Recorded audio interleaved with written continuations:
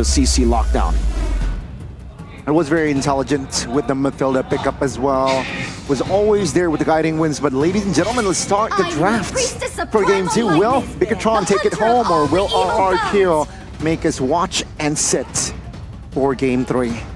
Always on the way. Okay, they ban out Matilda actually, so that's the change. They don't ban the Phobius, they ban the Matilda. They think the Matilda was what created the monster that we saw in game 1, which was Luke on the Phobius. I think that's a great adjustment, by the way. It could have been the Phobius ban, that would have been definitely more in the face, but Matilda is the better ban now, think about it. It's like a silent MVP kind of performance, and I think RRQ, they have dismantled that composition with the Matilda ban.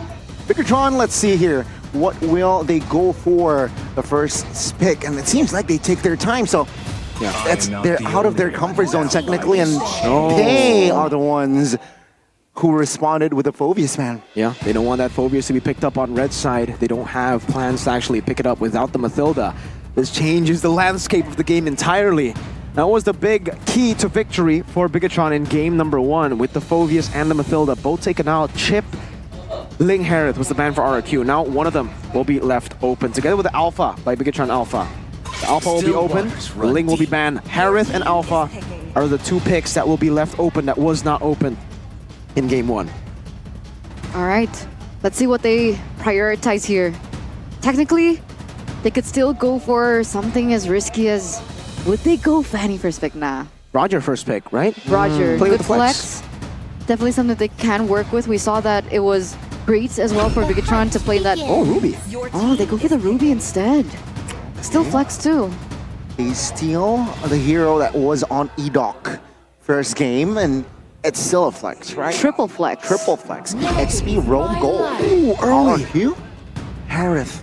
You mentioned this Harith earlier, Mirko, and it does seem like that. Yeah, I think Skylar, let's just give him a conventional, strong marksman, give him the Harith. Are they concerned about the Lunox though? Well, with the pick here, it seems maybe they're not, right? You don't pick up Harith first pick if you're concerned about the Lunox. You probably have ways to counter it. Up against Onyx, actually, they pick up the Harith too, and that was in game 1, it was first pick, I believe. They pick up the Harith, and then they also pick up the Edith first pick there. Now, I wonder what's going to be picked up. Oh, Aurora. Okay, so that's the flex.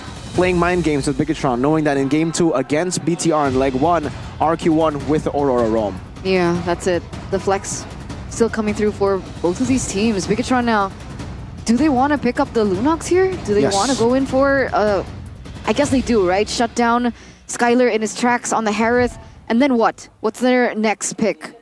If they want to, they can go Lunox Fanny. Then they'll have an assassin in the jungle that does physical damage, and they'll have the Lunox in the side lane, and it's also still flex, so they'll have double flex, Ruby and Lunox.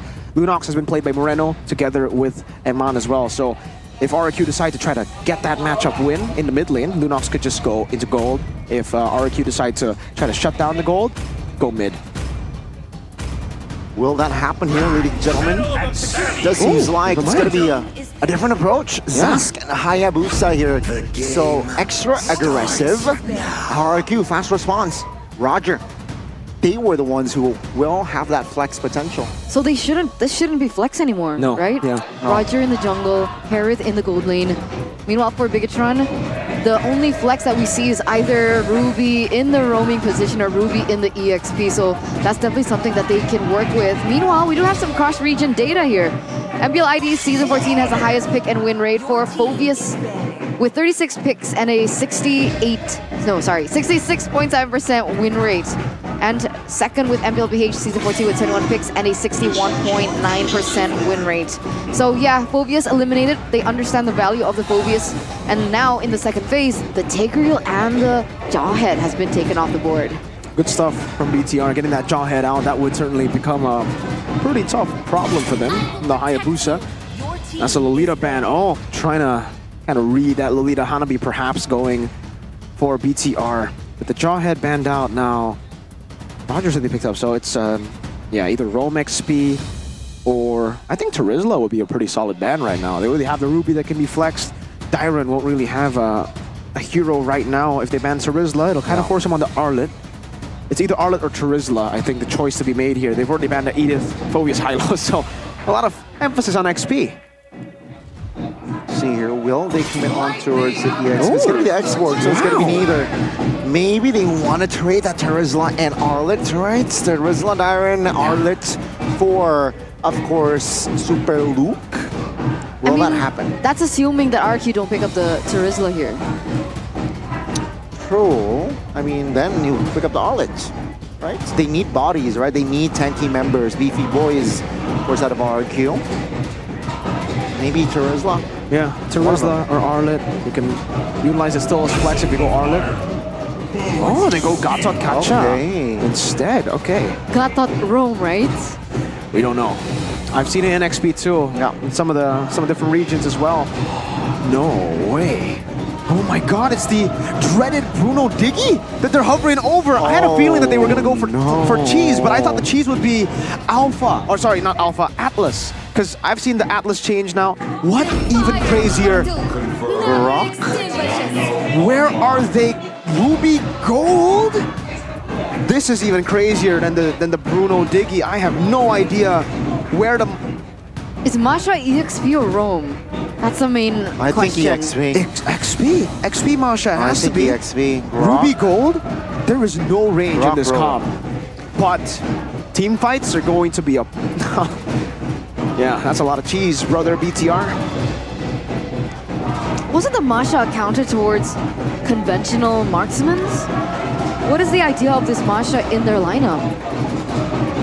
It adds split push, but they have the Hayabusa. It's gonna be the Uranus. Man. Okay. I love this game. I love it already. This is an amazing game of MLBB right here. There's no burst for BTR. They can't really burst down to Uranus, so...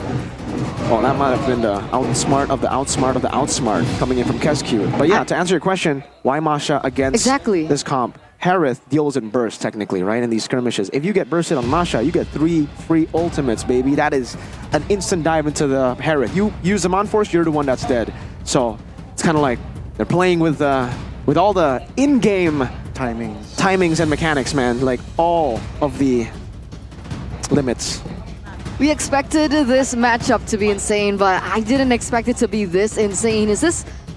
Are these like debuts for these picks? Yeah. First Masha, first Uranus of MPL Indonesia. All right, ladies and gentlemen, I guess we're going straight into it, into the land of Dawn for game number 2. Can the Raid robots replicate their success from game number 1? Can they force it a 2-0 against the Kings of Kings, proving that they are and truly will be the final boss? Let's see, boys and girls, will Bigetron take it home, or will we see game 3? Numero 3. Ladies and gentlemen, this is still numero 2. And all right. Spell check, 3 purifies. Well, 2 purifies, 4 RRQ. Yeah, and also it's Edok already going in aggressively. I think he was able to steal it away. Yeah, Edok took it from BTR. That should be a level lead for Sutsujin because they stole the green camp. Lethal Ignition, this is, man, I love these drafts already. But yeah, this is a glimpse of Season 13. Oh, that's good taunt. Oh. Super Ken still has the quad shadow though, but Sutsujin, human form, will not be able to find and close the gap. Armando in trouble. Yeah. It looks like he is in trouble. He still will be able to get out though, so that is a good thing right now. So take a look at the emblems real quick.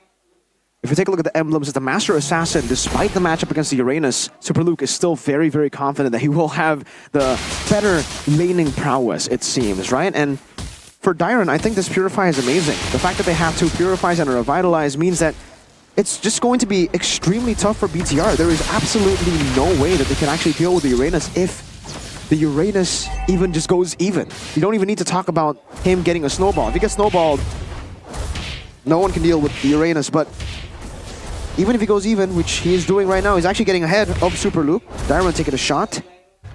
Okay.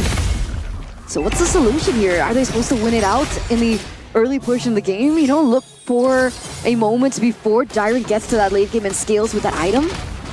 See here, it's still RRQ just controlling that neutral objective. And it does seem like, not with immunity, they want to contest. Frigid Glacier does not land. Shadow Kill will not be able to find anyone. Turtle goes to the side of Kings of Kings. It didn't look like Bigetron wanted to go for the contest either. Wait a second, Dyron. He's caught low, still able to get out. And it looks like Rin's here still having a good time. Nice flicker to deny that pick over from Iman. Let's see. Let's see here. It's all okay. The first minute, no first blood. It looks like right now I'm gonna have to take a look at the emblems as well. With the Impure Rage, I'm trying to figure out how Bigetron can actually try to beat RRQ in these team fights, because earlier you saw that even Edok alone, he was isolated. Shadow Kill wasn't able to take him down. So BTR will have to look for very creative angles. They're actually gonna have to play this in a way where they'll have to dive into Skylar, kill Skylar and Rins and Sutsujin, and then hope that they'll have enough members to beat Dyron, because if not, RRQ should have the advantage. That's a big problem here. So they're working on a kind of a timeline. They're working against the clock as well. So Tsujin now, by the way, level 7. We do see that Superkin is falling a little bit behind, but they do still have time to go back into their map and look in for a lot more value in the jungle to get that advantage, because there's still 40 seconds left for the next neutral objective to spawn. 88%, by the way. Audience prediction, not surprised at this point. Was single digit game 1. Increased 12% man now. The early purple buff contest. Superkin will not be able to find the purple buff. Thunderclap onto Edok. He falls first blood for Moreno. Sutsujin will not be able to close the gap as Moreno is able to get out from that Dominator's descent. Did Superkin lose the buff? Yeah, he did. Sutsujin won out the red tree battle there. And so it will be a trade of purple versus kill that actually should be worth it for RRQ. It was just a kill on Edok. I think they'll take that any day for the purple buff, because now Ken is going to be 2 whole levels down. Oh, just as I say that, he gets level 7, so 1 whole level down. But that's still something that they have to work with. And remember, even when Sutsujin was below a level, he was still able to get the advantage on that retribution. So the big question is, with Superkin down 1? Yeah, that's the answer. They're not going in for the contest. No, they really can't. They cannot go for the contest here. Absolutely no way to actually win out in the contest right now after no purple buff. Even with the purple buff earlier, Edok, again, was able to tank up the entire Shadow Kill with no problem. This Uranus is becoming a real problem already. It was a problem in the early game, now it's going to be an even bigger problem in the mid game. I guess for BTR, they're really just trying to wait for a mistake from RRQ to get a lead. But when is that going to happen? RRQ, they've been playing rather clean for the past few days, for the past few matches that they've had. And even now, again, right? Oh, Dyron on this Uranus is such an oppressive force. Exactly. The normal Uranus gameplay that we see is, I mean, honestly, so impressive now because we haven't seen it in such a long time. The cuts, Avatar will be able to be dodged by Superkin. And Bigetron, great control, right? They know that they're under here. They know that they are still waiting for the members for Eman here, but Bridget Glacier and Flicker already spent here from Rins. Let's see in the mid lane, Moreno and Super Luke here trying to go at Tyron. Easy, Purify now, Dominator's Descent. Take a look at Super Luke, he's isolated, stuck, and not be able to survive. RRQ, will they have more? Dyron in trouble, actually gets taken down. Both EXP laners will fall. But that took way too much time, did it not? Yeah. I mean, it took so long for them to be able to take Dyron down, and imagine this same scenario over the course of these minutes. See now? That's a good taunt, and that will force him on to use the Flicker. Abaddon does not find a mark, and that is just a distraction. Super Luke looking for a trade. It's Edok. Survives? No. He will be frozen though, and that is just Edok taken down. 2v1, Super Luke. Oh my goodness, with the burn! Oh, burn, baby, burn! But he is still able to get out. Dyron though on the other side receives a lot of damage and will be able to finally taken down by Moreno and Superkin. So at the end of the day, that was a 2-for-2 trade. Meanwhile, Sutsujin are going to be able to pick up this neutral objective. Yeah, it should still be free for RRQ. I mean, yeah. There you go. Turtle slaned in by Sutsujin. 7 minutes has elapsed. A 2.6k gold lead.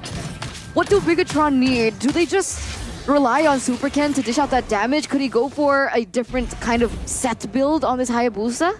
It's all about farming at this point.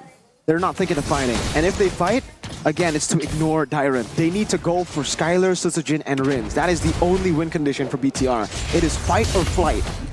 Yes, they don't want to fight right now. No, they just need to farm. Again, they just need to farm, wait for the item power spikes, and then look for that one moment. I think 12 minutes, maybe, that will be the moment where they actually really look to fight. But right now, it's all about skirmishing, looking for maybe pickoffs, and then farming.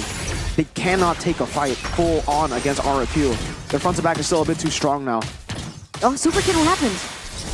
Oh, they're very low. Now in the mid, they are trying to clear. Avatar will not be able to find anyone. They're still are able not, no. They will not be able to clear, and they want to fight. RRQ will find Moreno in the act, and Iman as well. RRQ with the glass super look a little bit late. Is this wise? I don't think so, brother. Sutsujin finds that kill. 3 members of Bigetron down and out. Ladies and gentlemen, it's only been 8 minutes. 8 minutes and a 5K gold lead for RRQ as the crowd in the MPL arena is going wild. The key, though, in a little bit of an isolated moment. Overextending, almost punished, but that will be tier 2 taken care of. RRQ, this is a one-sided game. I feel like 8 minutes, 9 minutes, 6,000 gold lead almost. Bigetron, no response just yet. The gamble was in the draft. If the Masha had not been countered by the Uranus, maybe they would have been able to get that lead at this point of the game. But because of the Uranus, the Masha has been neutralized almost completely from the start of the game. And now you can see that Luke doesn't have enough farm to really have those items just yet. And again, it comes down to BTR just farming. At this point, that's all they can do. If they fight and fight and fight, RRQ will win. There is no angle for BTR to actually take these fights right now that I see it, by the way RRQ are playing. Very safe. Sutsujin, Rins, and Skylar always together with the rest of the team. Good disengage there by Ken. This is just going to be a free lord. Is it Super Ken? Looking for an angle. Oh my goodness. Good drive by Avatar of the Guardian. Will try to hinder the movement of Super Ken. Super Ken nowhere to run. No quad shadow. Shadow kill though. This might be an opening for the escape, but no, Dairon denies it away. The Lord falls to the hands of Bigetron, but they lose Super Ken. He was 2 levels below of Sutsujin. For crying out loud, how is that possible? I have no idea. After, you know, the main criticism being his retry in game 1, he's out here to silence the doubters. What retry? I can retry even 2 levels below, 6,000 gold behind. Did they not see it coming? I think Sutsujin, was it caught off guard? What's with how clean Sutsujin's retribution in game number 1 was? That felt so uncharacteristic. It's a flicker, Frigid Glacier, Super Ludenti finds Skylar. And now with the Shadow Kill to Ryan, Munch members down, but it's just going to be Skylar and Luke taken care of. Lord, irrelevant. RRQ, they took care of that Lord marching top lane. But was that a shutdown? No, it was a 2-kill Skylar. So, nope, not a shutdown, no bounty there.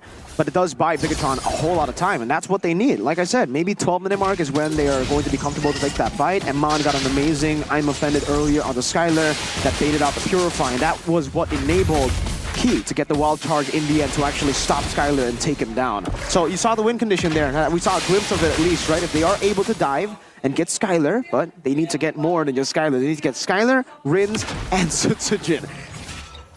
Yeah, that's gonna be tough. But hey, the damage is piling up. Once Luke gets the second BOD, we're going to be in for a show. But when's that gonna happen? A while. We're gonna have to wait for a while. I think earlier I said 12, but because of the little mishaps, the stumbles, they might have to push it to 14. So maybe they're gonna have to ask Ken to pull off another miracle retry. It's a tough task to ask from someone.